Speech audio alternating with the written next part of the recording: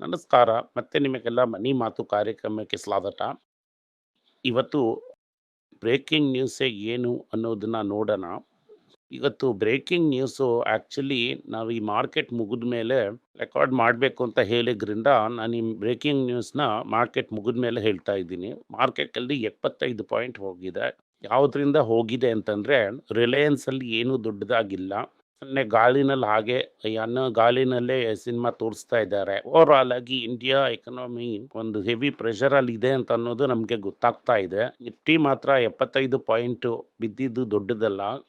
Psychologically ₹88 market dollar ಒಡೆದಿದೆ. 88.12, 88.15 ಅಂತ trade ಆಗ್ತಾ ಇದೆ.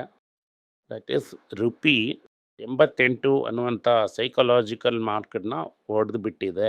ಡಾಲರು ಈ ಪ್ರಪಂಚದಲ್ಲೇ ಒಂದು ವೀಕೆಸ್ಟ್ ಕರೆನ್ಸಿನಲ್ಲಿ ಇದು ಒಂದು ಕರೆನ್ಸಿ.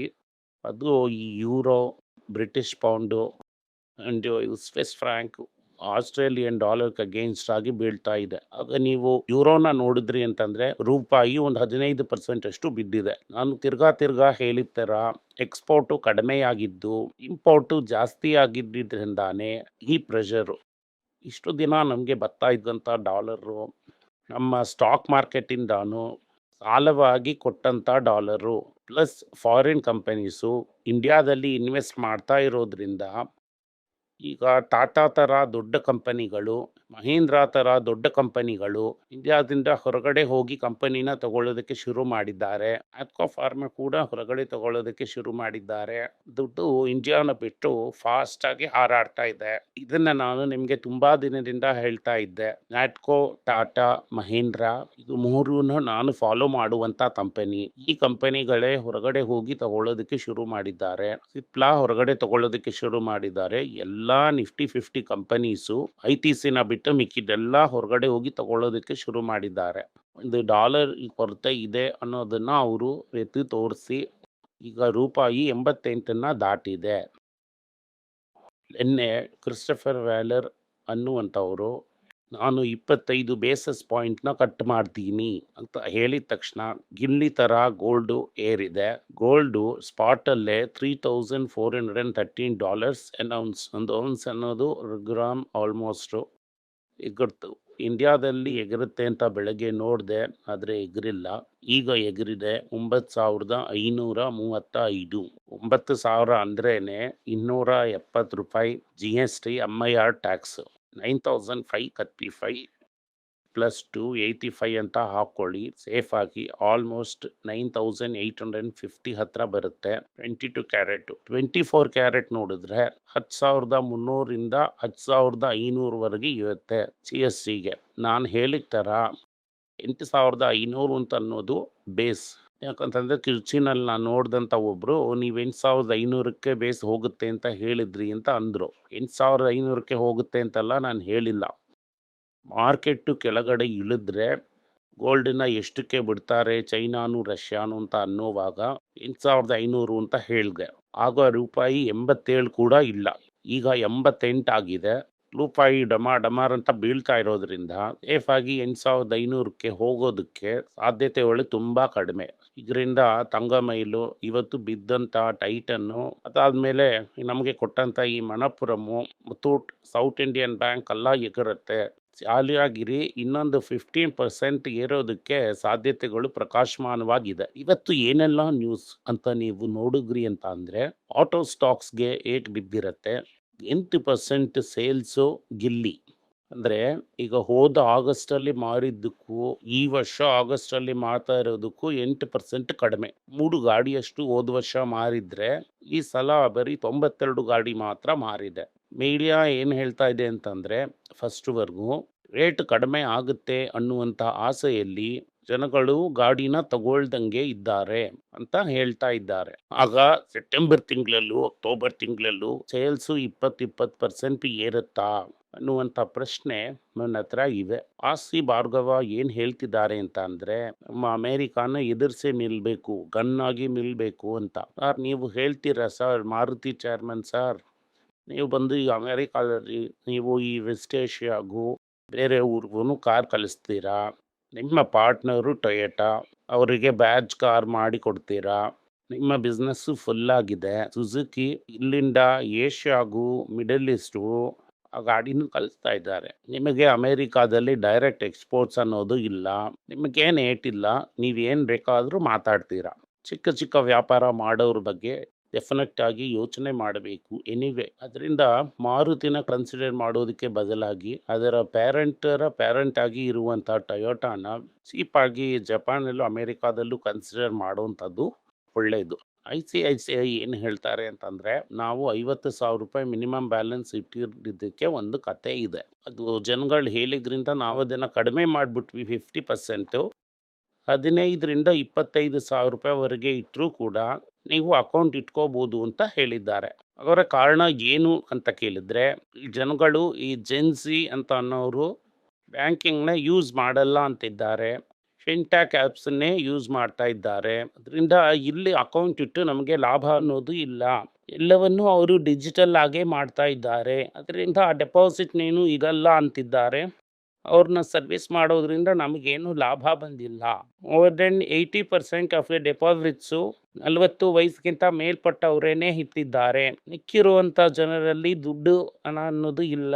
ಅದರಿಂದ ಅವ್ರ ಹತ್ರ ಮಾತಾಡಿ ಇವ್ರಿಗೆ ಉಪಯೋಗ ಇಲ್ಲ ಅಂತ ಹೇಳ್ತಾ ಇದ್ದಾರೆ. ಇನ್ನೊಂದು ವಿಷಯ ಏನು ಹೇಳ್ತಾರೆ ಅಂತಂದರೆ, ಪರ್ಸ್ನಲ್ ಲೋನ್ ಗ್ರೋತ್ ಎಕ್ಸ್ಪ್ಯಾಂಡ್ ಆಗಿದೆ. ಸೊ ಈ 40 ವರ್ಷಕ್ಕಿಂತ ಕೆಳಗಡೆ ಇರುವಂಥವರು ತುಂಬ ಪರ್ಸ್ನಲ್ ಲೋನ್ನ ತಗೊಂಡು ಖರ್ಚು ಮಾಡ್ತಾ ಇದ್ದಾರೆ.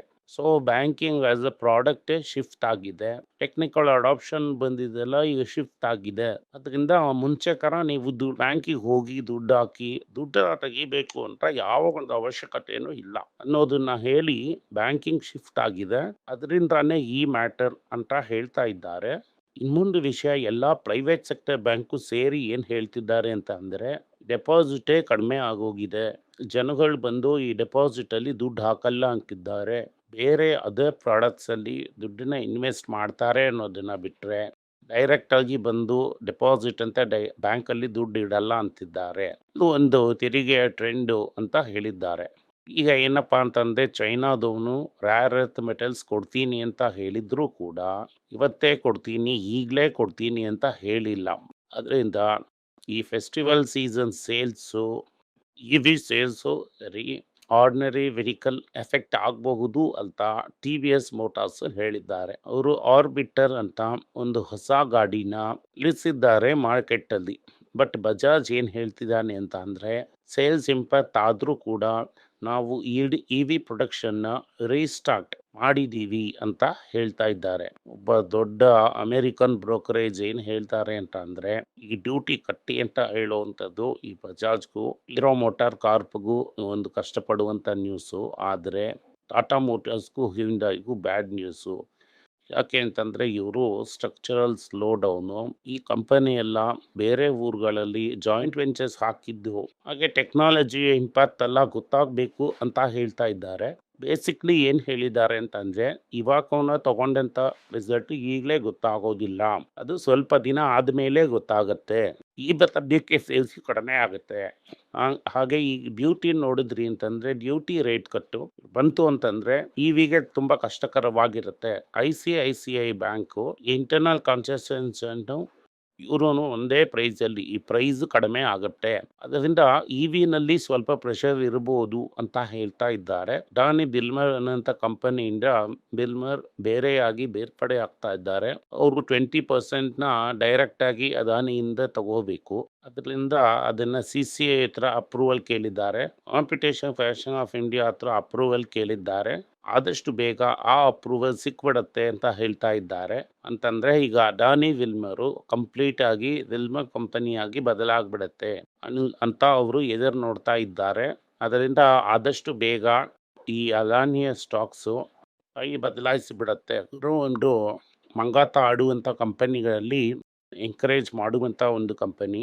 ಬಿಗ್ಗೆಸ್ಟು ಈಗ ಅವರೇನೆ 12.6 ಯೂಸರ್ಸ್ನ ಇಟ್ಟಿದ್ದಾರೆ. ಅಗ್ರೆಸಿವ್ ಮಾರ್ಕೆಟ್ ಕ್ಯಾಂಪೇನ್ನ ಯೂಸ್ ಮಾಡಿ ಅವರು ಝೀರೋದಾ ಜೊತೆ ಕಾಂಪೀಟ್ ಮಾಡ್ತಾ ಇದ್ದಾರೆ. ಝೀರೋದಾ ಪಬ್ಲಿಕ್ ಇಶ್ಯೂ ಹಾಕೋದಿಲ್ಲ, ಇವರು ಪಬ್ಲಿಕ್ ಇಶ್ಯೂ ಹಾಕ್ತಾ ಇದ್ದಾರೆ. $7 to $8 billion ವ್ಯಾಲ್ಯೂಯೇಷನ್ನ ಕೇಳ್ತಾ ಇದ್ದಾರೆ. ಈ ಥರ ವ್ಯಾಲ್ಯೂಯೇಷನ್ ಎಲ್ಲ ಜಸ್ಟಿಫೈಡು. ಅಷ್ಟೊಂದು ಸೈಜೂ ಮಾರ್ಕೆಟಲ್ಲಿ ಇಲ್ಲ. ಆದರೆ ಸರಿಯಾಗಿ ಪಲ್ಟಿ ಹೊಡೆದು ಅಮೇರಿಕನ್ ಡೆನೆಸಿಫಿಯಿಂದ ಇಂಡಿಯನ್ ಡೊಮೆಸೈಲ್ಗೆ ಬದಲಾಯಿಸಿ ಇಂಡಿಯಾದಲ್ಲಿ 1800 ಕೋಟಿ ನಾವು ಲಾಭ ಮಾಡಿದ್ದೀವಿ ಅಂತ ಹೇಳಿದ್ದಾರೆ. ಝೀರೋದ ಚಿಕ್ಕ ಸೈಜ್ ಆಗಿದ್ರು ಕೂಡ ಇವರಿಗೆ ರಿಯಾಕ್ಟ್ ಮಾಡಿಲ್ಲ. 2800 ಕ್ರೋಸ್ನ ಅವರು ಪ್ರಾಫಿಟ್ ಮಾಡಿದ್ದಾರೆ. ಪ್ಲಮ್ ಟ್ರೇಡಿಂಗ್ ಕ್ಲೈಂಟ್ ಎಲ್ಲ 0% ಡಾಲರಲ್ಲೇ ಇದೆ. ಬಟ್ ಇದೆಲ್ಲಾನು ಮಂಗಾತ ಆಡುವಂಥ ಕಂಪನಿಗಳು. ಮಂಗಾತ ಬಂದು ಈಗ ಇಂಡಿವಿಜುವಲ್ಗೆ ಬೆನಿಫಿಟ್ ಅನ್ನೋದು ಇಲ್ಲ, ಓನರ್ಶಿಪ್ಗೆ ಮಾತ್ರನೇ ಬೆನಿಫಿಟ್ಟು. ಹೇಳುವಂಥ ವ್ಯಾಲ್ಯೂಯೇಷನ್ ಎಕ್ಸ್ಟ್ರೀಮ್ಲಿ ಹೈ ಆ್ಯಂಡ್ ಒಂದು ಶೇರ್ ಮಾರ್ಕೆಟ್ ಆಪರೇಷನ್ ಮಾಡೋದಕ್ಕೆ ವರ್ಕಿಂಗ್ ಕ್ಯಾಪಿಟಲ್ ಕೂಡ ಇಲ್ಲ. ಅದರಿಂದ ಯಾಕೆ ಇಷ್ಟೊಂದು ದೊಡ್ಡ ವ್ಯಾಲ್ಯೂಯೇಷನ್ ಕೊಡಬೇಕು ಇವರಿಗೆ ಅಂತ ಅನ್ನೋದು ಗೊತ್ತಿಲ್ಲ. ಸೊ ಈ ವ್ಯಾಲ್ಯೂಯೇಷನ್ ಇದ್ರೇ ಎಕ್ಸಿಸ್ಟಿಂಗ್ ಶೇರ್ ಹೋಲ್ಡರ್ಸ್ಗೆ ದುಡ್ಡು. ಇದು ನಡೆಯುತ್ತಾ ಅನ್ನೋದನ್ನ ಕಾದಿದ್ದು ನೋಡೋಣ.